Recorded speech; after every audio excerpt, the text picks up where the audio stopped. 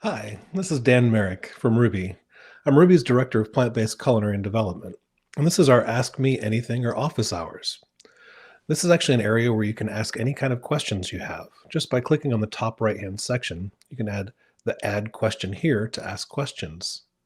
If you'd like to upvote one of the comments that you see on the right-hand side, you can actually just hit the heart icon, and it will scroll up to the top. A little bit of background about myself. I've been in the plant based industry for over 23 years, working for various companies like Whole Foods Market, developing recipes, running restaurants, for foundations working in school food, particularly with school cafeterias, and helping them to increase their menus to go back to scratch food cooking. I also ran a vegan catering company for over 15 years in the Austin, Texas area. So, with that being said, let's get started. So, our first question comes from Yvonne. I would like to know when reading ingredients on labels, it says natural flavorings and what it is, or I'm sorry, and that it's all right to purchase that product. So, yeah, that's actually on the very back of the ingredient label. If you actually see something that says like natural seasonings or spices, that's typically proprietary information that the maker of that food is trying to hide. They don't want to give away their secret ingredients. But according to the FDA, it's actually considered to be a spice that includes any aromatic vegetable substance in the whole or broken ground form. So these are basically for seasonings rather than nutritional value as well. Now, if you do see the word natural on the front of a package, that's something quite different. The FDA doesn't actually approve or deny those things. So if you see like naturally baked chips, well, there's no real regulation around that at all. But if you do see it on the ingredient label on the back, that's typically what that means, is that natural flavoring or spices is typically going to be just for flavor enhancement. And it does have to be derived from a vegetable for flavor enhancement as well. So I hope that helps, Yvonne. Any suggestions for cooking for a single person from Anne? Yes, Anne, that's actually a great question. Um, Typically, cooking for one person is a little bit harder than cooking for a larger group or a family of four or even two, just because the quantities get a lot smaller. When I was single, I used to do batch cooking throughout the week, but I'd have to do it in much smaller quantities and be able to kind of play around with recipes. I did a live event, so if you actually search in our old live events, you can look up the batch cooking one, and you can see some of the items that I did for our batch cooking.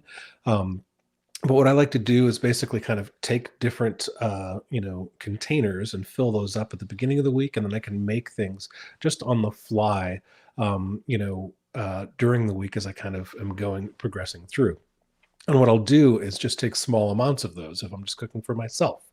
So if I was going to do something like a stir fry, instead of having like an entire pepper, I would already have my pepper cut up and stored in my refrigerator, so I could just take, about 5 or 6 of those pepper, julienne and throw them in with a little bit of onion. So it's easier if you prep ahead a little bit. And it's kind of like having your mise-en-place, but you have it all in your refrigerator or a line in the kitchen. So if you've gone to a restaurant, you see that they have all the ingredients chopped up in front of them, and that's actually a great way for them to be able to cook anything within less than 10 minutes. That's why it's always you're always going to get your food in a restaurant within a certain amount of time.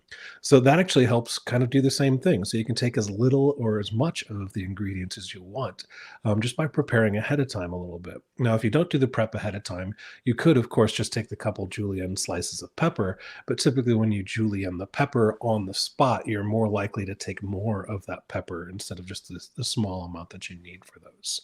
So that's one of the biggest suggestions I do, is planning ahead just a little bit, because then you can just take as much or little as you want into them. As far as recipes go, it's going to be a little bit, you don't find a lot of recipes out there where the serving size is one.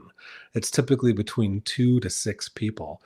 So you'll have to play with that a little bit to be able to get it right. One of the biggest areas that you'll have to pay attention to is spices, because spices, you can't really go up or down just incrementally, the way you would with some other ingredients. So if, in that stir fry, you're cooking for 6 people, you just do 6 times the amount of peppers, right, that you would do in that stir fry. But if you were to do something, I don't know, like a spice like cinnamon, if you had 6 times the amount of cinnamon in something, it'd be way too overpowering. So just kind of dial back on your spices a little bit at the beginning and add just a little bit as you go and taste to be able to make sure that the spices aren't overpowering. So that's probably one of my best tips, is planning ahead a little bit and also looking at your recipes ahead of time and kind of building incrementally on your spices, but letting cutting the amounts of different vegetables or the tofu or proteins or whatever you're using into them, just dialing back a little bit. So I hope that helps out, Anne. Our next question is from Rose. When creating cream cheese sauces, vegan nuts to flour to thicken, how do you keep it from drying out? I find that it's good when you initially make it and put it on pasta, but once it sits and you eat it again as a leftover, it gets gotten thick and gummy. Yes, that's actually very true. We will see that quite often. Even by the time we're actually serving a dish, sometimes it'll get a little dry or cracked out. And it's kind of like, white sauces, even in, vegetarian or full, other recipes, you'll see that sometimes those have cracked, and that kind of looks like what's happening. So the best way is, serve it fresh. As soon as you make that sauce, is try to be able to serve it as quickly as right after you've made it, which works really well.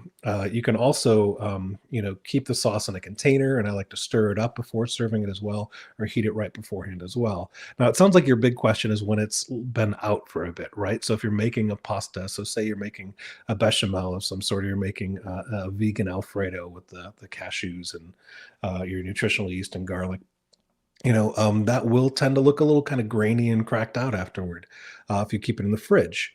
Now, there are a couple different ways to be able to reheat that. Like what I'll typically do is put it into a pan, into a saute pan, and just add a little bit of water to it to be able to get that moisture back into it and then saute it. A lot of people I've heard use microwaves to do the same thing without adding the water, though, because something in the molecular process helps to be able to heat that back up in a way. I don't actually own a microwave, so I can't tell that as much, but I know in a saute pan, adding a little bit of water to that pasta before I cook it is great. The other tip that I'd actually give you is not to sauce all of the pasta until you actually need it, because leftover it handles pretty darn well. And if it does get thick or gummy, you can also put in just a little bit of water into the saute pan. So typically that's what I'm going to do to be able to help those sauces that might dry out just a little bit, because what they're doing is absorbing the water that's actually you're adding to those recipes too. So I hope that helps out, Rose. Our next question here is from Julie.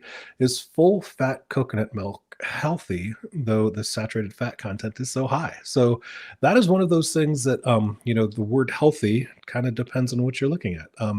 Full fat coconut milk, just to start, full fat coconut milk versus lower fat coconut milk, what they do is just add water to full fat coconut milk to make it, a light coconut milk. So I typically never buy a light coconut milk, because you could just you're just buying water with stuff added into it. So if I want to, make it a lighter consistency, I'll add water to it.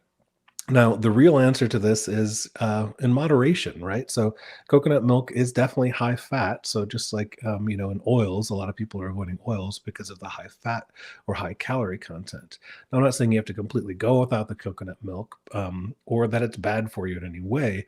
It's just because it is concentrated fat, it can add on quickly. So, you definitely want to see how much you're using. So, if I'm making a dish like last night, I made a curry dish that had coconut in it as well. And instead of using 2 cans of coconut milk, I just used the 1 can and then did another can. Basically, emptied the coconut and then filled the can again with water to be able to thin it out, to be able to make it a light coconut milk as well. So that way, I'm just getting the fat from the 1 can of coconut instead of 2 cans of coconut as well. So again, in moderation, great. You just don't want to be having it for like every meal, I would say. So I hope that helps, Julie. All right, so our next one is from Olivia. It seems to me that mise-en-place is a place if you're doing something where timing is important for demonstration, but combining things together to be shaken up, mise-en-place seems to be a waste of dishes. Comment? So that kind of depends on what you're making. So Mise-En-Place is a great tool that chefs use to be able to literally keep everything in its place. What it means. Now, if what you're saying, we're putting it all together to shake it up. So stir fry is another great example of that, right? So everything's getting shaken up in your stir fry, but the technique of a stir fry means that you actually want to add in ingredients that cook longer at the very beginning of your stir fry so they have time to cook, and then slowly add the ingredients that have the less cooking time. So something like broccoli might go in first, and something like a bean sprout might go in very last because the broccoli takes more time to cook than the bean sprout. So your mise en place helps to be able to keep all those separated out so you can strategically add those to your wok as you're cooking your stir fry. Now, there are a lot of questions when it comes to our classes. Do I need to have my mise en place all in individual little dishes? And you don't need to do that. As long as you're putting out your mise en place and it's well represented out, it's okay to have all your mise en place, say, on a plate just right next to each other. So you're only dirtying one dish instead of all those little tiny dishes. Does it look really cool in all the little tiny dishes? Of course. But then you're also, wasting a lot of those dishes because you're not going to be using them for cooking. They're just holding the ingredients until you have them. So just putting your mise en place together on a plate is totally fine to be able to make that happen. Now, if you are, not doing this for the class, you're just doing it at home, you don't always have to have your mise en place separated out too. So if you're doing something like, I don't know, like if you're doing a seitan dish, right? So you can take all your dry ingredients and put them into one bowl, and then put all your wet ingredients and put them into a different bowl. That way you don't have, what is that, 9 different dishes or something like that filled with all these different, spices or flours. You can just put all the dry in one, and then blend it with a fork or a whisk, and then have the same thing with your wet ingredients and mix those up. And then when it's time, you can dump your wet ingredients into your seitan mix, or the dry batch, until it gets to the right consistency for that. So there are a couple different ways to be able to look at that. Mise en place definitely helps in the kitchen. Every time you do it, you'll see that you have a little less stress in the kitchen because it helps to be able to keep everything in its place. But do you need individual dishes for everything? Definitely not. Just go at your own pace for it, and whatever works in the kitchen for you is probably the best. Just for our when our instructors are looking at some of your assignments, make sure you have your mise en place separated out so we can see all the individual ingredients on your assignment. Because as much as we'd like to, we can't taste the ingredients through the computer. So thanks so much for your question, Olivia. Lynn, since sous vide has become more popular and the same for pressure cooking, i.e. Instant Pot, had Ruby developed any specific recipes with these cooking devices? With batch cooking, I would think that there would be some time saving using them. So we do address the Instant Pot. We haven't actually done the sous vide except for just the traditional sous vide, but not like the machine. And I think that's what you're talking about. They have become very popular, and there are all kinds of different things that are, coming out for those, but they kind of are, dump and cook kind of thing. So there's not a whole lot of technique around those. So we don't have a ton of recipes around them. You will find a couple kind of mentions on them, especially some of the sidebars that you'll see. But I can't think of any in particular. There might be a couple that are in there, but some of them would also work too. So like the tangine would be something that might work in some of those techniques as well. And especially some of the soups, making the stocks from scratch, either the simple vegetable stock or the pho is actually another one of those that might be a great one that would work in the Instant Pot as well. But those are things to be able to kind of make it easier. Some of the classes, most of the classes we teach are specifically talking about the technique of those too. So those are, again, kind of a little more kind of set it and leave it and don't worry about it, which are great saving time things. Don't get me wrong. But I can't think of any Instant Pot recipes that we have directly on the site. But if somebody knows different, definitely correct me on that. So hope that helps a little bit, Lynn. Thanks so much. All right. So Shelley, can you speak on smoke point on various oils? And is there a chart of oils on their smoke point? Yes, actually, that's a great talking point. Smoke points on oils are very important for what you're cooking. And I actually have a link here that I can share with you on smoke points. It actually has a pretty good, chart for it, and it's actually been collected from a couple different places. One of them is from this great book set, which is the Modernist Cuisine, just like a 4 or 5 book set that's it's kind of expensive, but then also the Professional Chef, which is put out by the Culinary Institute of America, and it has a great chart kind of showing you from highest to lowest, cooking points on these, which is nice. So you'll see things like safflower out there that the smoke point is at 510 degrees, down to extra virgin olive oil, which is 325 to 375 degrees, just depending on what you're doing. Those are very, very helpful because, you don't want things smoking off on yourself, right? So doing like a simple saute on low to medium heat, an extra virgin olive oil is totally okay for those. But if you get it to be a little hotter than that, it can smoke off and completely change the flavor of what you're doing in your dish. So you'd probably want to go with a higher smoke point oil. Like when I'm cooking at home, it really kind of depends, but I typically buy safflower oil because it's a very neutral oil as well. It doesn't have a lot of flavor to it. So something like the extra virgin olive oil, a lot of people say, "Well, I'd buy it because of the flavor for it," right? So you're going to get a lot of flavor from that extra virgin olive oil. Most of the time, I don't actually ever cook with olive oil. I'll typically do a no oil version of something like that. And if I want the flavor of olive oil, I'll actually add the olive oil to the dish after it's cooked, because that's when the full flavor is in there. Because if you heat it up too much, you're going to lose that flavor from those oils. So, depending on the technique that you're using for it, searing is again, something you'd probably want to do with a high heat as well too. Sauteing, depending on what you're doing, if you're keeping it on a low, you can go with kind of a medium heat as well. For deep frying, which I don't do too much, but you typically want to use something like a thermometer on those as well, and those do get kind of hot as well. But for stir frying stuff like that, it's really fast, and just a thin coat of oil actually does really well for that. But that chart should help you along with some of those smoke points and some of the different cooking techniques that happen with those as well. So I hope that helps out for you, Shelley. All right, our next one is from Lewis. Hello, Chef Dan. I hope all's well. Thank you so much. I noticed recently that my skills in other cuisines from around the world seem not so good. Could you recommend some websites or books that are based on knowledge and skills to cuisines from around the world? Yeah, that's wow. There's a lot of those, Lewis. So there are going to be quite a few that you could definitely reference to. Just off the top of my head, thinking of a couple that I really do like.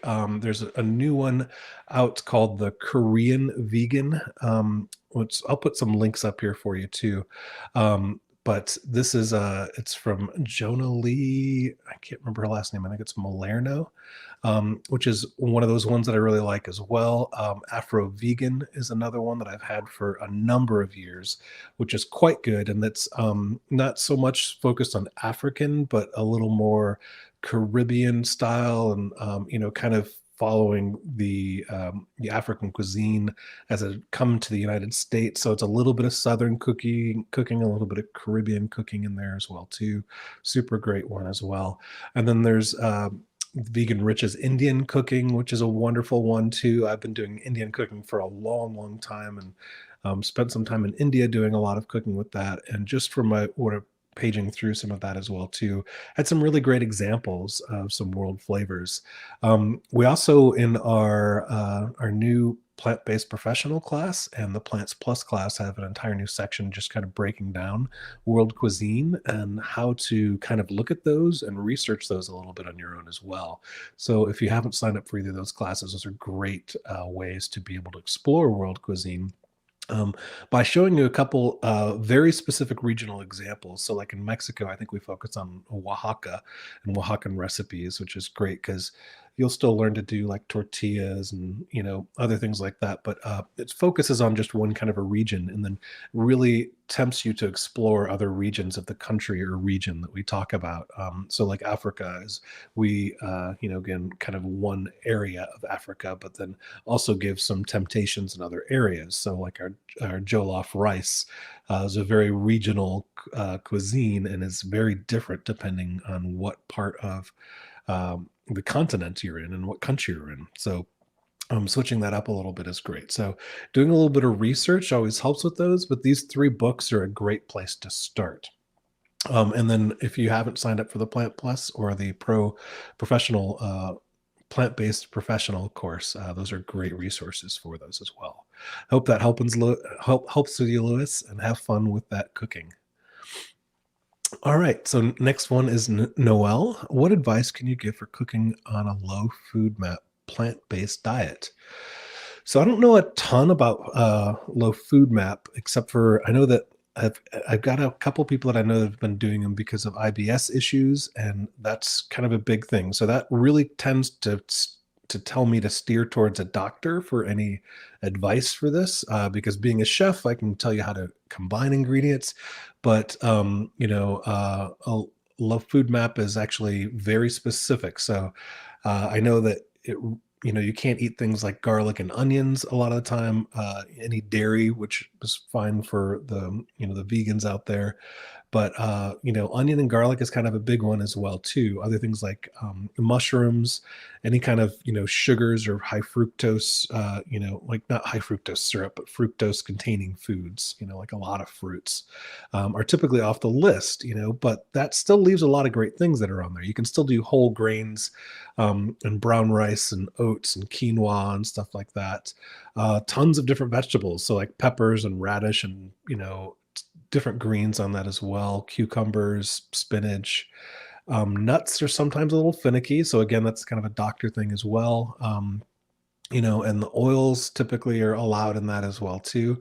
But and then spices, right? So different condiments like cumin and coriander and cardamom, a lot of chilies, depending on which ones, ginger, which is a good one for adding flavor. So it's kind of playing around with a little bit. I always tell people, like, you should always play with your food. If your parents told you not to play with your food, don't listen to them. Now you're allowed to do it. And the food map is kind of a great example of that. So always consult with your doctor, but again, looking at the ingredients that you can use as opposed to the ingredients you can't use is a wonderful way to be able to learn cooking in a different way, especially for a very specialized diet. So kind of looking at some of the ingredients that you can have and different ways to be able to make them really flavorful and enjoyable is really the market you want to look for. So taking different things like the carrots and celery and still doing like your trinity, but without the onions, and maybe cooking those down and cooking it with a little bit of eggplant and kale, and then seasoning it with fun things like the coriander or paprika or just a touch of cinnamon into it, can add some really depth of flavor to some dishes. So I know that there's a lot of different websites that have specific recipes for that. So I'm going to probably tell you to probably Google something on those and find one of the personalities that you like on that, because that's something you definitely want to consult with your doctor first, and then look for the recipes to be able to see how far down into it is, and what items they say you can't specifically eat, because different people can eat different things. So I don't want to go too far down on that, but I hope that helps a little bit. The biggest part of, if you're looking to take or like elimination diets, is to look for the things that you can have and look for the biggest flavor you can get out of them. Traditionally the hurdle with that one has been the onions and garlic not being able to put in that, but having so many different spices at your fingertips is wonderful. So definitely dive into those spices to be able to see what will work for you. There's also a great book. In fact, I have a copy behind me here. The Vegetarian Food Bible is a wonderful thing to be able to see how different ingredients will pair up together. So that might be a great way to be able to help explore. I've long called it one of my favorite cookbooks because it's actually not a cookbook, but it shows you how to pair things. So it'll tell you, if you have an eggplant, what different spices or different ingredients will actually pair really well with it. So that's might be something you want to look at in your future. So thanks for that question, Noel. All right, so the next one is from Jane. Does the plant-based class have a recipe index online for students to refer to? Some of the tasks refer to other specific recipes without specifying where the recipe is located, like dressings. So that's a great question, Jane. So if you are on your dashboard for your screen or for your class, you'll see on the very top right of your course dashboard, there's actually a little icon up there that or a tab that says recipes. If you click on that recipe tab, that will open up a screen, and you'll see on the left-hand side, there's a way to be able to either search for a specific recipe, or a way to click through tabs to be able to find different characteristics of that recipe. So if I want just a vegan recipe, I can click on plant-based or vegan on the left-hand side, and it will narrow down my choices. If I want to look up just dressings, I can hit dressings on there too and find any of those too. So I use that tool all the time, and it's a great resource to be able to have for any students, because you can continue to use it even long after you've taken the class. So it's a wonderful resource to use. I highly recommend it. So I hope that helps you. Hope that helps you, Gene. Our next question is from Lori. How do I store vegetables, process them, and what do I do with the greens to preserve them? Okay, so Lori, that kind of depends on what you're doing again, but I'm going to refer you back to my technique of doing some batch cooking for this. I think it's a great technique that I still use all the time. And that is, what I do is when I get home from the grocery store, I put everything away in the freezer and put everything away in the pantry. But then I get a cutting board and my vegetables out, and I start cutting them up on my cutting board and then putting them into sealable containers, and I can put them into the refrigerator. So I will go in and cut up all my peppers. I'll cut up my onions. Sometimes onions can be a little potent, so I might leave the onions till the end sometimes. But otherwise, I'm going to cut everything else up. I might even do my tofu and press my tofu or marinate it and just put it in the fridge. So that way, when I get home from work or am ready to, ready to work and cook for the family, um, I can basically just open up my fridge and say, what country do I want to go to, right? So I can just pick out the ingredients and then think of a flavor profile to take all the ingredients and make something wonderful out of those. So I might make, at the beginning of the week, I typically do this on Sundays when I do my grocery shopping. I will, make a big batch of rice. I'll make a big pot of beans. Then I'll cut up all kinds of different vegetables and different protein sources or tempeh to be able to start either marinating, or just make sure that I've done most of the work before I actually set to, on the weekdays, to be able to set up to lunch or dinner. Which saves a significant amount of time. You do spend about an hour, sometimes two, on that Sunday prepping everything, but you'll find that it's so much better to have your mise-en-place ready when you are. So like I'd mentioned earlier, when you go into a restaurant, they have something called a line. And in front of that line is basically all the ingredients they have for every single recipe they have on their menu. And they can pick and choose all the things to be able to make them in less than 10 minutes. And you can do the same thing at home. I do encourage you to, if you just go to the live sessions on these, you can search my name and find one on batch cooking, and I go through it pretty extensively, showing you how I do it. I typically do recipes ahead of time, so my wife and I will sit down and go through recipes and say, okay, what do we want for dinners? What could be a leftover for a lunch the next day? Or what's going to be kid friendly? Because we typically try to have them eat kind of the same things that we are, but sometimes that doesn't work with kids, as I'm sure a lot of you know. So kind of playing around with that is a really good idea. But doing all that prep ahead of time, super great way to be able to, process all the vegetables and make sure it's easier for you too. For the greens, preserving them, that's depending on the green. I typically put them in the crisper and keep them kind of as they are from either the farmer's market or the grocery store, and try to keep them, kind of in that crisper to keep them as good as long as possible. For things like greens, like herbs, treat them like flowers. So if you have cilantro or parsley, when you get them home, cut off the bottoms of the stems, and then put them into a glass of water, and then take that little produce bag that you got them in and put them over the top and keep in your fridge. I guarantee they're going to last at least a week like that. If you need to use them beforehand, or if you've washed them already, just make sure you put them in a damp paper towel beforehand. But I typically will keep them in the vase or the glass of water until the moment I actually need them, and then we'll cut them up and wash them as I need them, and put them back in the fridge, the dry ones back, and I'll just take out what I need to wash and cut up. So I hope that helps. Our next question here is from Vofat. Hello, chef. What is a great way to make exotic fruits carpaccio, such as mango, kiwi, and pineapple? I'm not 100% sure on that one. Let me do a quick search here. Sorry. Um, oh, yeah. So I just got out of reference there. So the Carpaccio is to be able to do those. The best way to be able to make those is be able to use a mandolin, right? So going as thin as you possibly can. And I love your flavor combinations. You're doing a mango, kiwi, and pineapple. Pineapple might be a little bit hard to do as a Carpaccio, but give it a try and see how it goes. And then I would also add other flavor profiles to this too, right? So your mango and kiwi, you could squeeze a little bit of lime over the top of this and make it super duper good. So it's just like a carpaccio, for those that don't know, is something that you'd have really thin sliced meats on it. And what Vofat is saying here to do is do them as or as fruits, which is a wonderful idea, and I love this.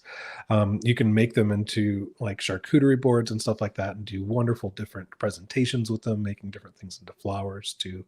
But yeah, so the first step is trying to get them as thin as possible. So using a mandolin is great. I also have, oddly enough, I have a meat slicer that I use, like the ones you see in like delis and stuff, but mine's never been used on meat. And I use it for seitan sometimes to be able to get seitan really, really thin. But something like that would work really well on that pineapple, where the mandolin might be a little hard on that pineapple. Um, but getting the, mango, kiwi, pineapples, you'd have to watch out for certain things like apples because they'll brown a little bit. But again, if you squeeze a little bit of lime on the top of that, they'll hold pretty well too. So I love where you're going with that. Just keep going, Vofat. I'd love to see some photo examples too. If you're on any of the Ruby Facebook pages, love to see some pictures of that. So great job. And again, using a mandolin to go as thin as you possibly can, and really create that kind of look that you're looking for the carpaccio. All right, the next one is from Marion. Hi, Chef Dan. What tips do you have for getting the water out of firm tofu? Do you squeeze the whole block or cut slices, then squeeze those? My marinated tofu is too soft. Yep. So I typically have to press my tofu every time I get it, depending on the tofu. Some of them, they make like extra high protein, tofus and stuff like that, where they don't really need the pressing, which is pretty wild. But your typical tofu, you do want to press. So what I'll typically do is just take a kitchen towel and wrap it around my tofu, and then put it into a bowl, and then put a heavy plate on top, or put like a pitcher of water or something on top of that as well. And I typically leave it for quite a while. I'll do it for like a couple hours to be able to make that happen. They also have specialized tools that you can get, and stores that are like an actual tofu press that kind of looks like a book press, that you come down on it as well. That's just great. It's just I don't need one more device in my kitchen because, as you can imagine, I have most of them. So I'll just use, the towel with a couple plates, or a bowl and a plate, and then put something heavy on the top to be able to do that. Now, the question of being able to do slices versus the whole block, I typically do the whole block.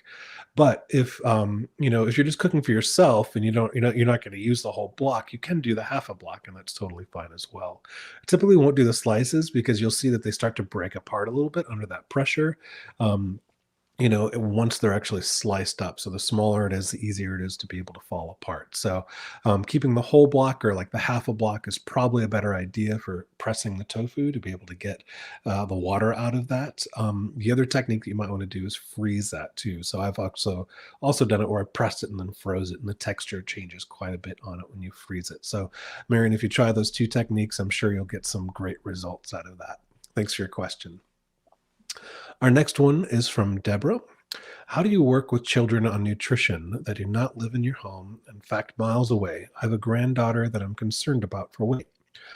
It's a great question, Deborah. So one of the, I worked in school food, and really helping, childhood nutrition for, wow, I guess that was 10 years I did that. And that's a wonderful thing that's close to my heart. So one of the best things that I can tell you is to be a good influence. If they're not in your home, it's a little bit harder. And if you do live miles away, but when you do see them, you can also be the person to, be having the good foods, so you can be known as the person that says, if it's your granddaughter, you can be the grandma that comes and is like, oh yeah, I'm, eating these kinds of things all the time, and try to keep them more whole food, plant-based. It doesn't always have to be salads, which a lot of kids are like, salad, like that's not going to happen. But show them, kind of what you're doing with it too. Try to make different activities where they can get involved and see what is actually in the food and that they can do it themselves as too. Um, so one of the biggest things that I saw is that a lot of kids would not eat foods until they actually did it themselves. So salad is kind of an odd, thing for this. I did a competition for kids where it was a build your own salad contest. And, before this, these kids just probably wouldn't have eaten the salad at all. But since it became like a competition and it was try to see whose salad was better than the other person's, it became really fun. And these kids were eating huge amounts of salad. Like when I sit down to a salad, I make a really big salad and it's mostly greens and just vegetables. I don't usually use dressings and stuff like that. I use herbs and stuff for other, flavors to be able to add to it. But these kids were eating huge, huge salads just because it was something that they had fun with, and they had an adult kind of coaching them through to say like, "Oh, you could add this or that, or you could go completely crazy and add this to it." So being a good example in that way is probably the best way to be able to help a kid with their weight. When I was first, when I was growing up, I had issues with my weight as well too, and it just took me a little time to be able to kind of catch up to, to lengthen out, I guess, and lose some of the weight on that as well. One of the other things I can always recommend too is to introduce exercise, so along with the nutrition, showing wonderful, great things. So instead of having like potato chips, do something like a kale chip or something like that. But you can also have those fun moments where you're outside and just doing activities. So going for walks and, introducing, things where you're just things that are okay for you as well, but things that can introduce them to the activities that are outside or inside to be able to help them with their weight, and a little bit of inspiration on nutrition is probably the best thing you can do. And since it's your granddaughter, having those conversations with your kids as well to be able to make sure that that's okay. So I hope that helps. That's there's only so much I can say about it, but that's probably where I would start, is to be the inspiration. Hope that helps, Deborah. So Holly, I see a couple from you here. My husband uses a stone sharpening stick. Do you recommend that he switch to a sharpening stone? So I think I saw one kind of similar to this. I think what you're talking about is a honing tool. A sharp, yeah, that must be a honing tool is a long kind of stick looking thing, and it's metal. And I do have a couple recommendations for them. There are, the ones I like to use are diamond plated on them, but they're a little more expensive. They're typically start about $40 or something like that. But then I also have this one from Winmare. It's like a magnetic one. It's only like $20 or something like that. Those are actually great little steels to have, but those just hone your blade. They don't sharpen your blade, which is a little different. So when you're cutting with your blade, what naturally starts to happen, so say if this is the edge of my knife, and if I'm cutting down on materials, it just starts to kind of curve over a little bit, just the end of that blade. Now, what the honing tool does is it comes by and it knocks that edge off, right? So it'll completely knock that edge off, and you do it on both sides, back and forth, as it goes like that. Oops, sorry. And so what it's doing is kind of straightening that edge out so it's much sharper instead of curved, because if it's curved and trying to cut something, it's not going to cut as easily. But if it's sharpened out, it cuts through much, much easier. Now, that is called honing the tool. And that's why the cheaper one that I recommended there is actually magnetic, because as you scrape, it's getting those metal filaments off the side of that, and you want those to stick to it. I typically always, whenever I'm using a honing tool, will always wipe down my blade after using it. But I also use my honing tool pretty much every time I cook, maybe every other time I cook. But I'll use the honing, steel is what you call that, to be able to use that to make sure my blades are as sharp as possible, and then you have to sharpen them less often. Now, if you're talking about a sharpening stone, that's a completely different thing, and that's actually keeping your blade sharp. So it's taking that edge, but refining it down, because if you've taken that off and you knocked it off, you've ended up with a kind of a blunt edge here still in the end. Now, what the stone will do will basically carve down both of those down, so you end up with a really straight V basically on the end of that. So I would say both. You would definitely want to have a sharpening stone and a honing tool. Both do different things, but the sharpening stone you use less often. If you're a home cook, you might have to sharpen your tools maybe every 6 months, depending on how much you cook. As a professional, it's almost, every couple weeks you have to keep them professionally sharpened, or where I use I'll use a stone. I also have a machine to be able to do it as well too. But the honing tool you use pretty religiously all the time to be able to get them going. And you're going to know when your knife is getting dull. If you're going to cut a tomato and it depresses the tomato and it pushes the tomato, and instead of cutting immediately through it, you need to sharpen your knives. It's truly one of the first tests you get in a kitchen. If a lot of people go to get a job in a kitchen, the first thing they'll see is how sharp your knives are, because those are our tools, right? So we want to make sure that they're at the tip top conditions you can. So I hope that helps. Honing tool and the sharpening stone, two different tools, but really that's probably what I'd recommend, is getting both of them and using one religiously all the time, and one when the honing tool just isn't doing it anymore. And you'll notice that difference right away when it helps. I hope that helps, Holly. All right, so from Andrea, what foods, specifically fruit and produce, do not need to be refrigerated, like potatoes, avocados, etc.? So, working in the grocery industry for as long as I did, 15 years, one of the things that I got this question all the time. And one of the best answers I can give you is look at how they're storing it in the grocery store, right? So you can see things like, apples or potatoes or lemons and limes, all those things are not refrigerated when they're in the store. They're typically piled up in areas, but then the things that need to be refrigerated, like your greens or fresh juices and things like that, you'll see all those in refrigerated shelves, right? So they typically will also have water sprayers kind of at the top of their greens, but you'll see any of those items that typically are in those refrigerated units, even along the wall, are things you want to keep in the refrigerator. The things that you don't are typically stored kind of in the middle of the produce section, like your tomatoes and potatoes, all those different things that you'll see piled up in the middle. Now, that being said, some of these need to be refrigerated after you cut into them, right? So, uh, like a tomato, I typically would not store a tomato in the refrigerator, but after cutting it open, I would put it in the refrigerator after the fact. Now, a lot of people would say that the tomato will lose some of its flavor once you put it in the refrigerator, which is true. So I'll typically, if I'm going to use that same tomato that's been in the refrigerator, I'll bring it out of the refrigerator, let it come down to room temperature, and then let it serve. And it just has a different flavor profile when you do that. I can't tell you the exact science around that, but the easy answer to which one should be which should be refrigerated and which should not is pay attention to how they're selling it to you at the grocery store. If it is something that is needs to be refrigerated, it's typically being refrigerated at the grocery store. Even if it looks open, it's still in a refrigerated case that has the cold air coming up from the bottom, blowing up onto the produce. I hope that helps, Andrea. All right, so next, Harriet. Hi, Chef. Do you recommend buying organic versus non-organic fruits and veggies? If the fruit and veggies are non-organic, how do you wash out the pesticides and or chemicals that are sprayed? Any advice would be great. Thanks, Harriet.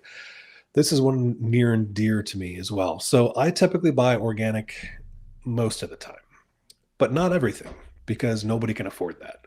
On average, organic ingredients are about 20% more per pound or per ingredient than it is for other ingredients. So if you're on a budget, which pretty much everybody is, you need to be able to pick and choose what works for you.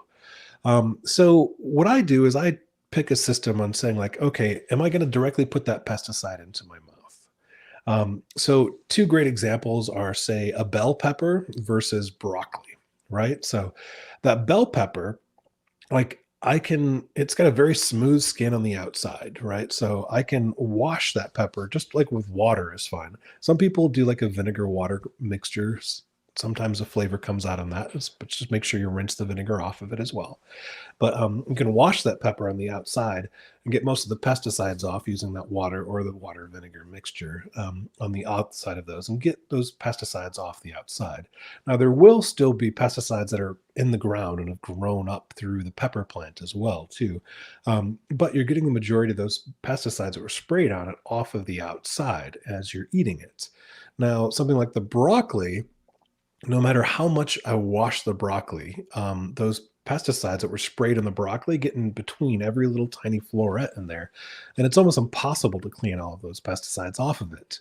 So if I'm going to look at that, I might buy the pepper as a conventional source, but I would probably always buy the broccoli as an organic source, just because I can't wash it as well as I'd want to. So, a great example of that is berries. Like my two toddlers eat berries all the time. And I always buy organic berries, especially when it comes to raspberries and things like that, because there's all those little tiny bits and pieces. And if you're spraying that with a pesticide, there's no way to get those clean. You can go over your colander or, to clean those out as much as you can, and it's really not going to get all those pesticides out. So I buy organic, like raspberries and broccoli or cauliflower all the time where I don't get it. Whereas the pepper, if, depending on the day, I might get it organic, but I'm not going to have a problem with it if I'm going conventional. Now, even more so are things that have skins. So, say like a banana, right? Like that banana, well, I can peel the outside of that skin right off of that banana, and most of the pesticides have been sprayed on the outside. So, I'm not worried as much about that. Again, there will be some that go down through the tree stalk and grow up through the bananas, but we're talking about directly putting the pesticide into your mouth. That's a different story. So, organic versus conventional is really up to the individual, and quite honestly, the affordability, because organic is more expensive. And the crazy thing is, if you think back to it, our great great grandparents 100% ate organic all the time. Conventional is something that was only introduced in the 1950s as a result of the boom in population, the baby boomers. And to be able to make sure that there was enough supply for everybody, they started spraying pesticides on things to be able to keep pests away, to guarantee that crops would actually grow if they planted them. Um, this has come under a lot of scrutiny, and it's definitely considered better if it's an organic product, but it's more expensive at the same time. So you have to be able to pick and choose what works best for you and for your family. I hope that helps, Harriet. Julieta, do you have any tips on making your own tofu? I try to avoid plastic packaging, so I'm looking into recipes, but I wanted to see if you had any advice. Julieta, I don't have a specific recipe on me, but making tofu is not as hard as you might think. So actually, the biggest part is to be able to cook your soybeans, basically.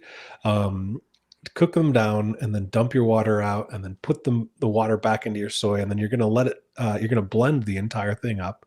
High powered blender is always a good thing, but blending those up, and then you're going to basically let all the sediment kind of go down as you're pressing the blended up kind of soup of soy go down and letting the water release off of that.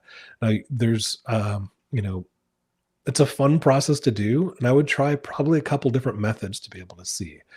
Getting the right soya and the beans for the tofu is probably a good step. I don't know any suppliers in particular.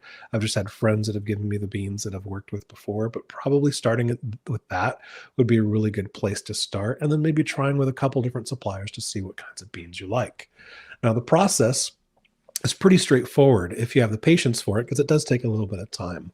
Now, most of the processing as they're doing with the presses and stuff like that are done in plastic. So if you're trying to avoid the plastic, that you might want to look for some metal tools to do that. But if you're specifically just trying to avoid the plastic packaging, that's understandable as well. Depending on where you live, you can also buy fresh tofu from some places as well. I've actually been some places in California where they actually you could buy, fresh tofu right from the vendor before it's packaged as well. So you can bring your own container with you and have it as well. Like that's super fun, but definitely not accessible by everybody. But making it at home is, with a couple simple tools, you can make that happen. Just sourcing out the best bean for your product is probably the best place that I would say to start with that. So I hope that helps a little bit. I know that there's a lot of different recipes online to be able to try. And with most recipes, try a couple different ones and see what one works best for you. I hope that helps. Rama, what are the best ways to plan for the week? Any suggestions for a beginner? That's actually I love that you asked this question. I do this every week with my wife, and I will just basically get out of my phone with a shared note with my wife.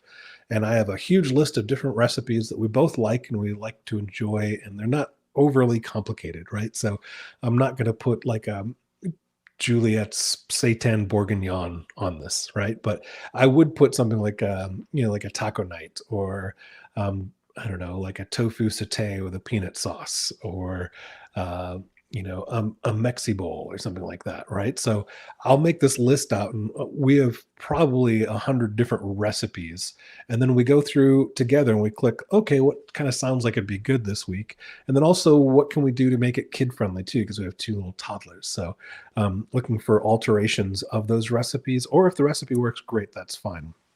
But we'll pick those along. We'll typically start with our dinners and then also do lunches as well to be able to see what leftovers we might be able to use for certain things, or if it's something completely different we have to do for a lunch as well. So making out that huge list and then picking out the individuals by the day is probably the best recommendation I can give to you. One of the things you might also want to spotlight is what ingredients can be used over and over, right? So if you're building out your refrigerator, like I talked about, making like a line in your refrigerator, and you have a chopped up pepper, well, you might only use a half a pepper in one recipe. So then you have half a pepper left over. What can you do with that? So looking at recipes that have common ingredients might help a little bit, but different flavor profiles. So that pepper might be used in our taco salad one day, but it might also be used in the eggplant, the garlic Chinese eggplant the next day, right? So kind of looking at ways to be able to combine those different things are great ways to be able to keep easy on the pocketbook as well.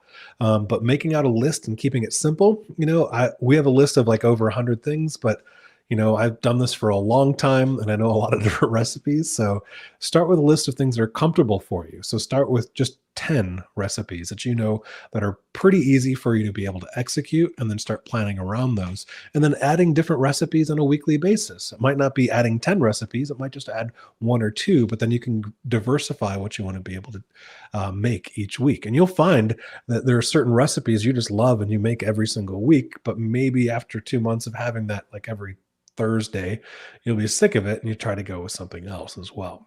So that's probably the best advice I can say for planning for the week. The other one would be looking at the batch cooking live demo that I did. Is probably a good place to start with those two. I hope that helps, Raymond. All right, Jerry Ann. Hello, chef. Up until I joined this class, I placed all my ingredients into a soup or whole food plant-based recipes rather than saute the vegetables, such as onion, first. I think my recipes are pretty good. What's the advantage of sauteing first? Willing to improve? That's a great question. I love that you're willing to improve on this. So it looks like what you used to do is kind of throw everything in together, right? So kind of spanning those out a little bit, like the onion is a great example. I'm glad you put that in there.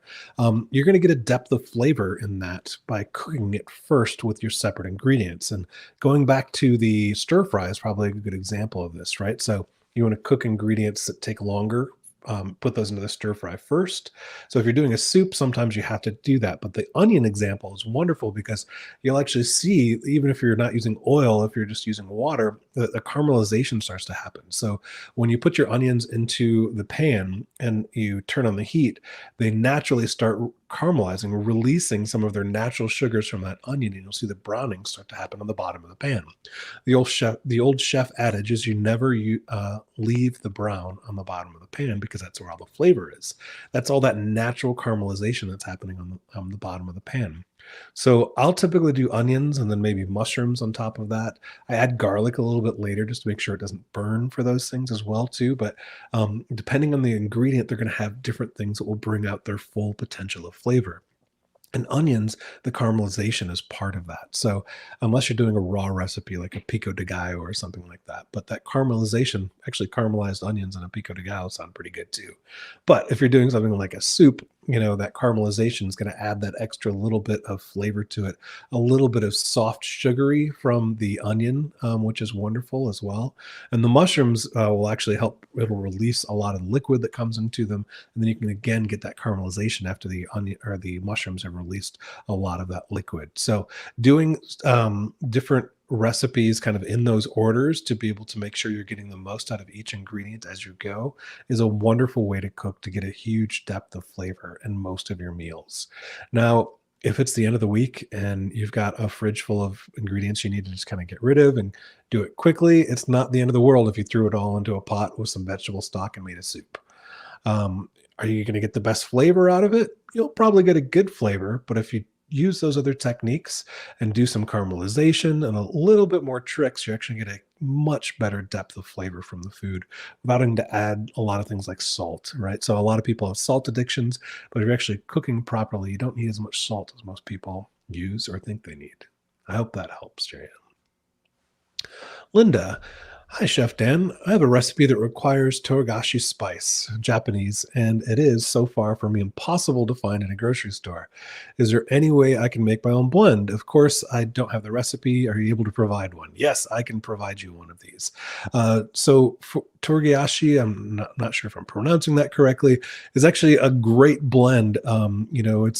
I think it's traditionally a Japanese chili pepper, but basically what it is like a seaweed, sesame seeds, some sort of like citrus, like dried orange or tangerine, and then black pepper, red chili flakes. It's amazingly good. It is also a little hard to find unless you live near a Japanese grocery store. So a lot of us don't live near Japanese grocery stores. So there's this one from Food 52 that's actually super simple to make. I've even seen a recipe for this on like McCormick's and stuff. So the hardest ingredient is probably finding the dehydrated orange, but you can find, like if McCormick's makes one, you can probably find a lot of different varieties of it too. So that's what I would recommend, is making your own. It's probably going to be better than a store-bought one that's been sitting there for a number of months anyways.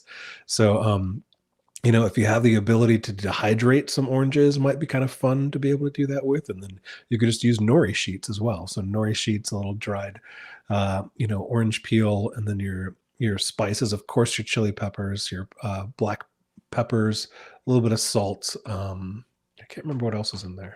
I'm missing sesame seed. I think that's the last ingredient. So it's a great way to be able to go with that. So happy cooking. That sounds like it's going to be fun, Linda. All right, Christina, how do you keep your pans non-stick without oil? I've been using my cast iron pan more often and don't use soap in it, but it needs oil to season. Yeah, so cast iron's a little bit different on those, right? So if you're just using your stainless steel pan, the water will kind of just take everything right off of it. But your stainless steel is just a little bit different because, or not, the cast iron's a little bit different. So I typically am always going to use oil on my cast iron. I'm actually going to use that safflower oil like I talked about because I want it to be able to have a high heat to it as well. Now, the thing about that, though, when you're seasoning your cast iron, you're getting rid of most of the oil off of it. You're not actually using the oil for your flavoring, right? So having a little bit of oil on that is okay.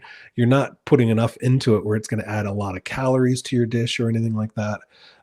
So I would probably just use the oil for the cast iron. Now, if you're worried about the non-stick aspect of it, if your pan is properly seasoned, it's not going to stick to it. And that's typically because of the leftover oils that are on the surface of it.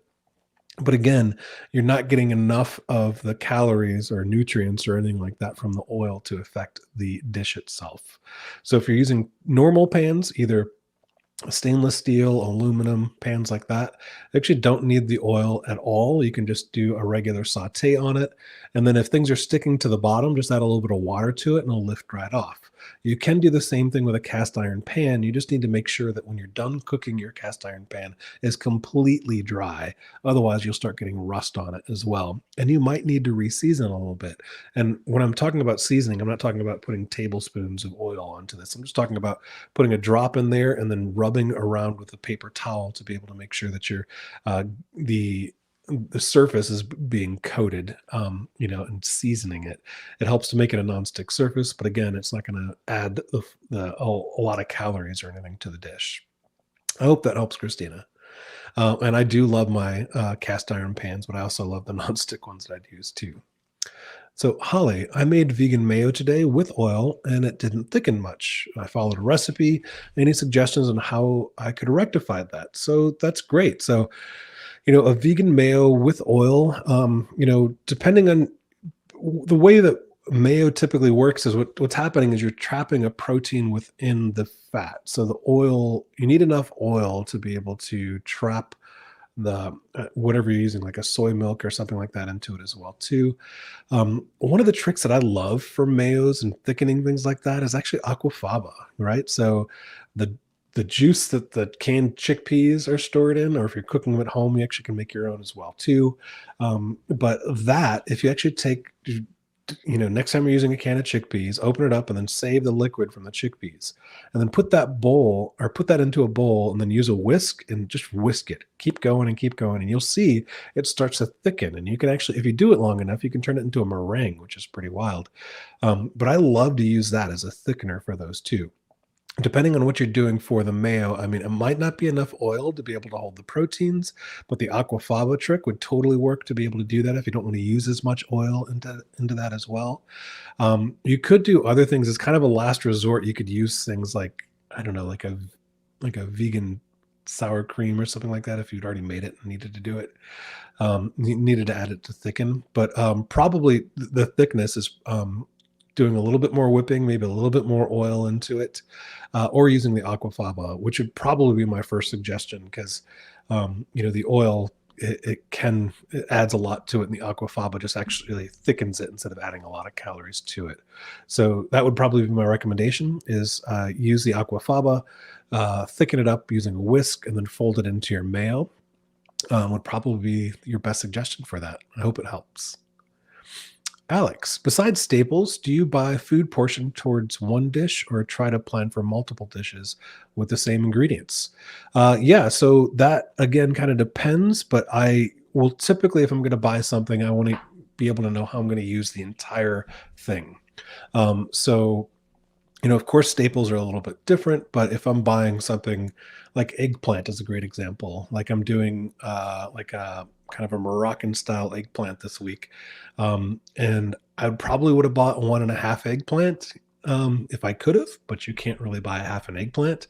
So, started thinking of things I could do with the rest of that literally the second I bought it. And what I ended up doing was just doing a little saute on it and putting some herbs over the top of it and serving it with tofu for kind of a snack meal for the kids. And it worked out well. So, I typically am going to have a plan for multiple dishes with the same ingredients when I'm getting them. But you can also increase and decrease, your ingredients. For something like that, like an eggplant, it's a little bit harder. For things that you can use in multiple things, like an onion, you're going to use that in a lot of different things. And I think that's what you're considering in your staples. So again, kind of picking and choosing how you want to do that. If you want to have little less eggplant that your recipe calls for, or if you have too much of it, what can you think of to be able to make that happen? And you'll find me sometimes in a grocery store Googling things to be like, okay, what can I do with the rest of this dish? And it's usually with a little bit more exotic, ingredients, but eggplant is probably a good example of that. Like, how do you start planning out what to do with the rest of the dish? Unless I can make the dish a little bit bigger and it stores or works well for leftovers. I hope that helps, Alex. All right, Beth, is there any special place to purchase spices? For example, several recipes call for cumin seeds, and all my stores carries ground. Or is there a way to substitute the seeds for ground in a recipe? Yeah, it's a little bit different, for ground versus the whole, pretty dramatically different. So it's always better to try to get the whole ingredient if you can and then break them down into ground yourself, which actually adds a ton of flavor to those. There are a lot of different spice carriers out there. It's a wonderful world to be able to get into. And I would recommend trying a couple different ones to tell you the honest truth and seeing which ones you like best. Um, that there are things like the McCormick's out there, which are the huge behemoth spice empires, right? But there are also something to be said about the small little, the boutique kind of style ones that, I know Barton Seaver has a friend that does a lot of different spice blends and stuff like that, which is really great. But try to find something maybe a little bit local, a smaller provider near you. Online, orders are totally fine. Just make sure that they're up to date. They should typically, if they're from a smaller purveyor, will have an expiration date on them too. A lot of people don't realize that spices do go bad. It's not like they go bad, they just don't taste as good as they would if they were fresh. So when I buy spices, I have little jars I keep my spices and put them into. I'll put a date on the bottom of each one to make sure that I'm keeping it within a year and then replace them as well. But I don't have a specific place to send you for spices except for, say, to research a little bit on your own to find ones that either have a good story for you, carry the varieties that you're looking for as well too. But getting those spices in a whole form instead of the ground is always a wonderful way to cook, especially if you're grinding them yourself. You can get a special coffee bean grinder. Just use it for spices. Don't ever use it for coffee if you're going to do your spices in it. Would be great. Or you can use a mortar and pestle, which is totally fine. And that's actually the way that I typically do it as well. So I hope that helps. It's a little bit of search ahead of you, but you'll once you find them, you'll start sharing with everybody you know. There are a couple brands that I know, but I don't want to advertise for a bunch of people, so I'll just leave that to that. If you do a quick search on Google for spice providers, you'll find there are a number of them out there. All right. Do you have a favorite non-wheat tortilla recipe? I'm not gluten-free. I just feel real awful after baking with wheat and normally have better luck with oat flour. Wow, for a non-wheat tortilla, there's nothing that beats corn. Corn, using a good masa is probably the best tortilla you can make. There are a variety of different masa flours that you can get out there, and the recipes are pretty simple. We have one in the new plants, the new pro plant class, the new plants plus class. That's in the Mexican Oaxaca section, but it's basically a pretty simple recipe.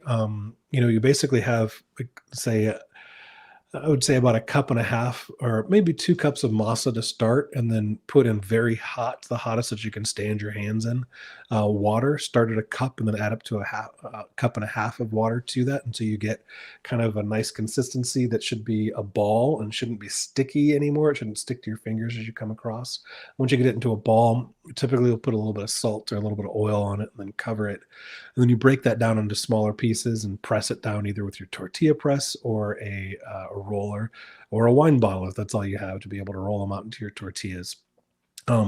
Those are the best tortillas you can get. Just make sure that they're keeping moist and then put them onto a pan. I have a tortilla, like a skillet that I use just for, I can't remember the name of it, but a skillet just for tortillas because I live in Texas and we have them a lot. But basically just put those onto it. You'll see the steam start to evaporate a little bit. Flip it over. You'll get a little darkness on the edge, and it works really, really wonderful. A comal. Thank you, Patrick. Patrick's in my ear saying what it was. But the comal is a perfect way to do that. You could also do it in an average saute pan as well, too. So, Julietta, what's your favorite vegetable to dress with miso? I'm not 100% sure what you're asking there, but maybe pairing with miso. I use miso quite often. I love miso soups actually in the morning, which probably mushrooms are my favorite pairing with a miso. Now, if you're talking soups, like if you're talking about it in other cooking environments, that's great. I actually use it to add umami to different things too. So I'll add, like I have a tahini dip or like a tahini sauce that it's like lemon, a lot of tahini, and I'll put a little bit of miso into it and some garlic, some other ingredients, and then blend that up with some water. And I use that as a kind of a sauce to put over roasted vegetables, which is probably, that's a pretty nice one to be able to go with those too. But for the favorite vegetable to dress with is, if I'm doing something with those sauces, it's probably going to be like a roasted sweet potato or roasted broccoli. I love acorn squash, using those as well too. And those things I'm just roasting very simply, or I'm cutting in half and putting them out into a pan in the oven at 350 for about 40 minutes. And then I slice them up and then put the dressing over the top of those. Serve that with a little bit of quinoa with some garlic mixed in, or brown rice. Super delicious. But the miso, if it's a soup, I'm typically going to keep it very simple. I usually go with a little bit of green onion, shiitake mushroom, keep it super simple, and tofu that's barely been marinated, but that's probably the best. I think that's kind of what you're thinking there, but I'm not 100% sure. I hope that helped, Julietta. So, Faith, how do I cook spinach so it's not waxy and chewy? I once had a teriyaki spinach side dish that was tender and easy to chew, though I've never been able to recreate it. I've tried mature and baby spinach and sauteing in water. The sauteing in water would probably be the way that I would recommend that. I think that probably what's happening, there's this grittier, chalky feeling that kind of happens with your teeth called spinach teeth, which is kind of a crazy phenomenon, but it actually super harmless side effects of eating spinach, but it's caused by a high level of oxalic acid, if I remember correctly. And that oxalic acid is actually something that actually prevents, calcium from being absorbed and stuff like that. But the best way to be able to get that off of spinach is to be able to cook them in water, right? So either sautéing in water or, putting I'll often have a pot of boiling water and just put the spinach in and literally take it right back out. It'll help take a lot of that off of it. And if you're going to do something that has, and the baby spinach, I think always works better for that kind of tooth feel. So it sounds like you're doing a couple things right. If you're doing the teriyaki spinach side, what I would probably do is, I'd probably saute up a little bit of onion for that, and then have my teriyaki at the ready, and then just do that bath. Put the spinach in real quick, take it back out, put it into my saute pan with the teriyaki, and toss that, and it'll probably come out pretty close to what you're thinking of there. To be able to get rid of that waxy and chewy, that's what the water helps to be able to do. So if the sauteing in the pan didn't work, I'd try the water bath instead. But again, just super fast in and out to be able to just rinse some of that off, and then to cook it slightly. You just don't want to cook it too far down. All right. So, Mary Ellen, can risotto and pilaf be made without oil? If so, do you have any tips? My biggest concern is toasting the rice. Thank you. Yeah, of course it can be made without oil. There are very few things in the plant-based world that cannot be made without oil. But risotto and pilaf are absolutely one of those things that can be. Now, your concern being is toasting the rice is very valid because a lot of people are worried about over toasting the rice without the oil. But think of it like if you're toasting a dried spice. Like a lot of times I'll toast spices for Indian mixes or Indian food that I'll do. And I won't use the oil in particular. What I'll do is I'll put it on a lower heat, and then you have to watch it consistently, and then keep tossing that pan. So as you're moving your pan back and forth, you want to do the same thing with your rice. So a big part of this is not overcrowding the rice that's in the pan. And it might not be the same pan that you actually cook the risotto or the pilaf in. What you're basically doing is making sure that you're just toasting the outside of that, getting a little bit of a different flavor profile on that to be able to start with. So, if you start just by toasting out that rice in there, and keeping a super duper close eye, because it will burn if you let it go too far. That's happened to me before as well too. So just keep an eye on it, and you'll be able to smell the nuttiness that comes off of the rice from that. And once that happens, you'll know you'll be right at the right spot. At that point, I'd probably be ready to be able to cook it, to be able to like put veg stock onto it as well. So sometimes I will do it in a different container, right? So I might saute my onions and some other mixes into the pot that I'm going to cook the rice in eventually. But then I'll use a saute pan to be able to just, give that toasting of the rice, and then dump the saute pan into the pot, and then add my stock. And then you get that risotto arm from adding a little bit of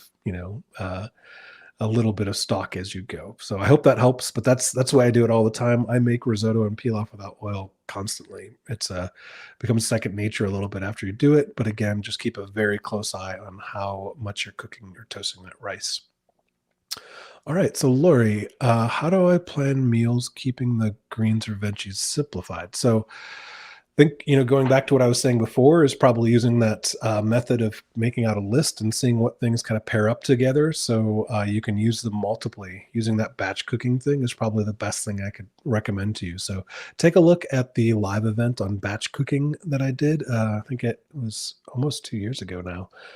But if you go into the live events, you can search for it in particular. You can just search my name or search batch cooking. All right. So, Keith, is stevia an acceptable plant-based whole food sweetener? So, stevia, depending on your views, it is processed, right? So, it is something that I typically wouldn't use in a whole food plant-based sweetener. In fact, I'd probably go with like a regular sugar over that, like a sugar in the raw, not a regular sugar, I guess. But that's really up to you. It's not something that I typically have ever used on things, but it depending on your diet, it can be used. Would it be considered a whole food? Probably not, because it is derived in a little bit different way. I hope that helps, Keith. Reza, any advice on favorite spices to use to replace cooking with salt?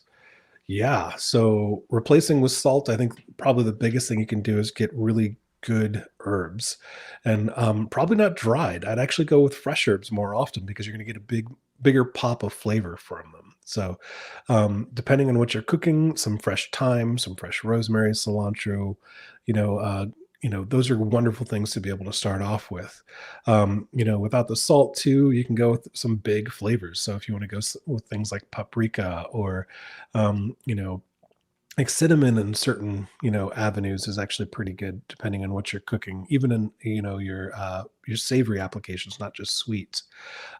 Different curries as the traditional American curry, which is just a mix of different spices, but those are all great things. So, starting with fresh herbs is probably a great way to go, and then build out your repertoire with different spices to be able to use with those, depending on your likes. If you want to go with an Indian profile or a Moroccan profile, like there are different spices that are native to those kinds of cuisines that if you do a little bit of research, you'll find that they have specifics that, are most often tied to a certain cuisine.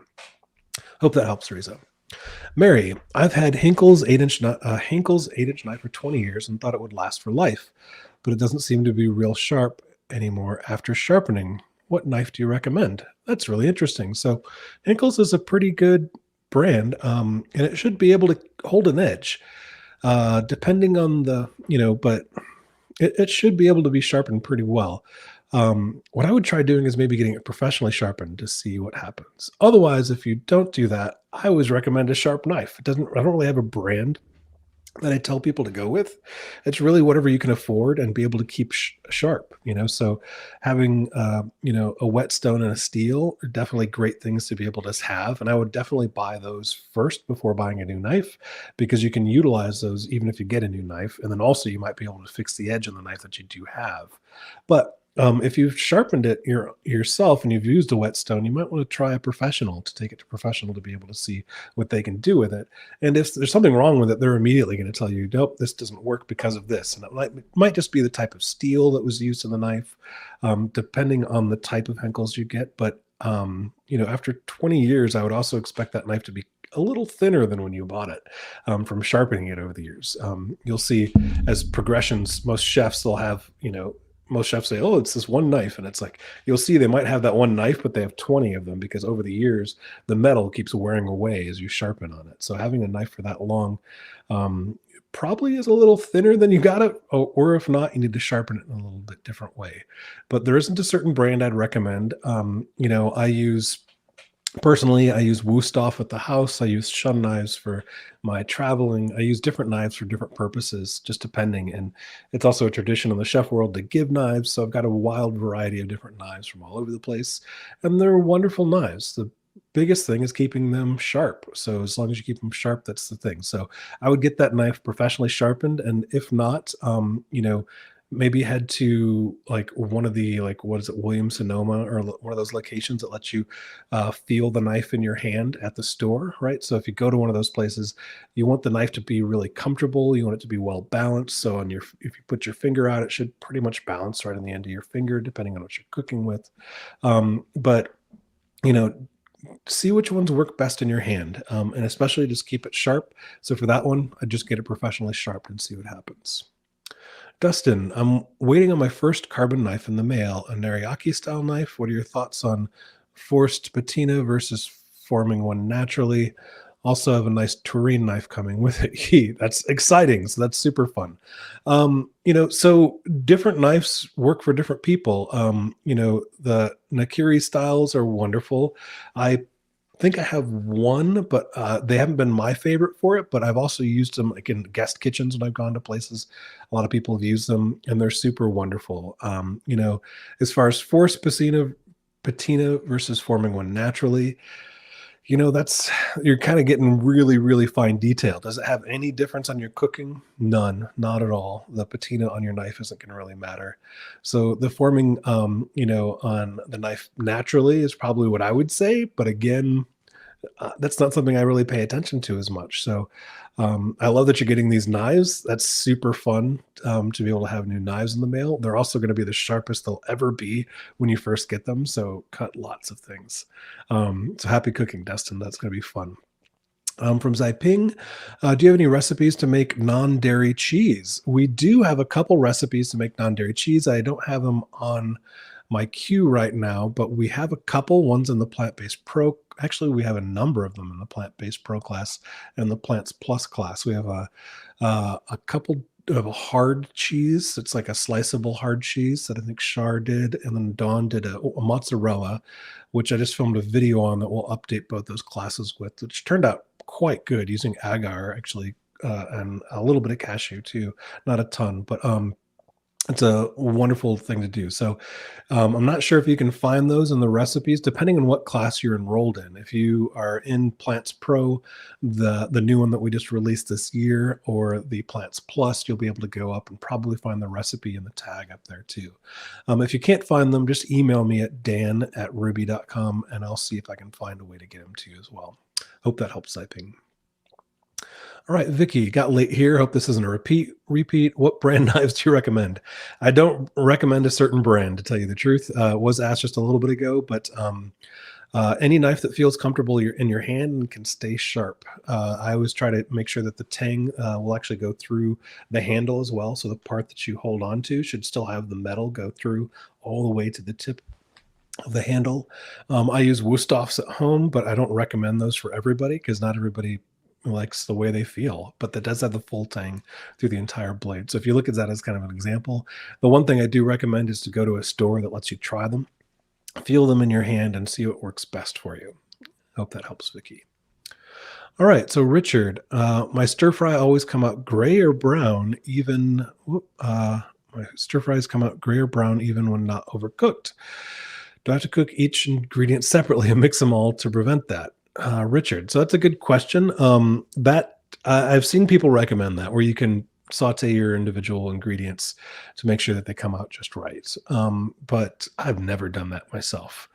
Typically, if they're coming out gray or brown, means that either A, they were overcooked, or B, they were probably more of a water saute where you had a lot of liquid in the bottom of your wok or the cooking utensil you're in. There are a couple key things to making a good stir fry. One is having the right pan, right? So using a wok is definitely the thing I would highly recommend. I usually use oil in doing stir fries as well, but I use a very tiny amount, just to be able to coat the pan, and that's it. So I'll just put a little in the pan and then wipe it down with a paper towel so I have a thin coating. And then you turn the pan on high to be able to get that oil to be able to heat up a bit, and it'll start glistening a bit. And then that's when you put your ingredients in. And again, you want to put them in as what takes the longest to be able to go in. But on high, that can be different for certain things. So I will often parboil my broccoli before putting them into a stir fry, because it takes so long for the broccoli to cook through and to get the toothfeel that I want onto them as well. Speaking of the broccoli, like if you're adding like broccoli and like an acid to it, it might gray up a little bit on those too. Now, what I mentioned to earlier was probably might be what happening is when you're cooking, if you have a lot of liquid in the bottom of the pan, that will braise your ingredients. And what you want is the natural, like the greens, like in something like the broccoli, you want those to kind of naturally come out just by quickly heating them. But if you overcook them, there's a filament that can actually be chemically released to turn it like a grayish green is probably what's happening. So that's typically from overcooking or over braising. So if you're cooking it in the water, it might have a different chemical compound that's happening to that. So my big recommendations: A, use a wok. B, use it on high heat. Get your mise-en-place ready so you can, put them in as you need, and it's going to be high heat, so everything's going to go kind of fast on it. And make sure you're not having a lot of liquid at the bottom of the dish. So cooking all your ingredients, and then if you have a sauce, adding your sauce at the end of the dish instead of the beginning, so you're not ending up braising your veggies. I hope that helps, Richard. Larissa, any good preferences on plant-based meals without peanuts or tree nuts? My son is highly allergic and looking to make a house plant-based and not cooking separate meals. Well, I that's a yeah, there's a lot of different recipes that you could do with no peanuts or tree nuts. There's I it's I don't know where to start with that one because there's so many. There's just a small amount of recipes that have peanuts or tree nuts in them. Going with the stir fries is an easy one to be able to go for as well. Just don't use a peanut oil, and make sure you're looking for those kinds of things when you're going to restaurants as well. So, you know, with eliminating certain things from your diet, I always say it's best to look at what you can eat, not what you can't eat, because it actually makes it so much easier. You're going to see that there's a wide variety of different things you can eat, but just a small fraction of those things you can't. So, what I would start with are some of the things that your son really loves, you know? So, going towards recipes that he loved before he found out the allergy and say, like, okay, how am I going to make this a little bit different to be able to accommodate his needs? And what you'll find out that probably a lot of the recipes they liked before didn't actually contain the tree nuts in them, or they were just a side thing that you don't really need to get the full flavor out of the dish as well. You know, like a peanut butter and jelly sandwich, a little bit different than that, but you know, looking at your kind of traditional recipes, you'll be able to diversify with that a little bit. So if there's something specific you're looking for in that, you can definitely reach out to me at dan@ruby.com and I'll see what I can do to help you with that, Larissa. Margaret, I'm doing the 90-day course. My problem is using up in my kitchen and I don't want to waste food. What do I cook as I transition? So, transitioning into the course, I know we do a thing where you clean out your cupboards and you want to try to get rid of all that stuff. So, I have no idea what you have in your kitchen, so I can't really tell you what to cook on that. But if you're talking about the transition of yeah, if you're trying to get rid of the old stuff, I have no idea what to recommend to you because I don't know the way you ate before. But if you're doing it as a transition in your 90-day course and you're on the plant-based meals, those are things you know, to be able to plan out a little bit when you're looking at that transition on cooking from the way you did from before. Just remember as you're cooking, you're probably going to have some leftovers for some things and to plan ahead for those as your meals. Pardon me. Most people, when they're cooking for the courses, pardon me, um, will plan out a certain number of hours you're doing for the week. So you do a certain number of dishes for that week as well. Most people only do a couple dishes per week, depending on how they're progressing as well. But just think of those and how you're going to progress with those dishes and what you're going to do with that food afterward. How are you going to store it?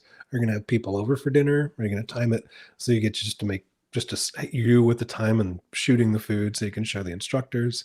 So a lot of different things for that. I hope that helps. I'm not 100% sure if I answered that correctly. Jennifer, hello, Chef Dan. I learned the importance of honing your knife with a steel. Would you please recommend to me an affordable quality steel I can purchase? I've searched myself, but was overwhelmed with all the options. That's a great question that we actually had a little earlier. I put a couple different recommendations out here. There's one from Woodware and there's the Mise-En-Place Diamond one. So if you're looking for inexpensive one, the Woodware magnetic one is like 20 bucks. The Mise-En-Place Diamond, I think, is 20 bucks, but that's also a longer one. That's definitely what I would recommend. I use the diamond ones myself because they work really well and I don't ever have to replace them. So spending a little bit more money on a diamond one, I think was worth the effort for those too. All right, so Jason, replicating cheese at home with plant-based ingredients. Nutritional yeast doesn't quite get you the tang. It's also got undertones, but the impact isn't the same. Thoughts about non-cheese? Yes. So that tang you're referencing there, Jason, is typically going to come from something like a probiotic, and that's probably a great way to be able to get that tang you're looking for. Nutritional yeast can be an ingredient into some of those, but I love to actually use a natural vegan probiotic in some of the cheeses that I'll do to let a natural fermentation happen. It's actually the same thing you can do with like a cashew milk and turn it into a yogurt, is using those probiotics. So there are a number of different recipes out there that use them. I would just kind of look for the ones that work best for you. There are a lot of different books. I know that Mayoko came out with a great book on cheese making. I know that Rich Roll's wife has a great book on cheesemongering as well too. But look around at some of those. You'll find the probiotics are really probably what you're looking for in that tang. Hope that helps, Jason.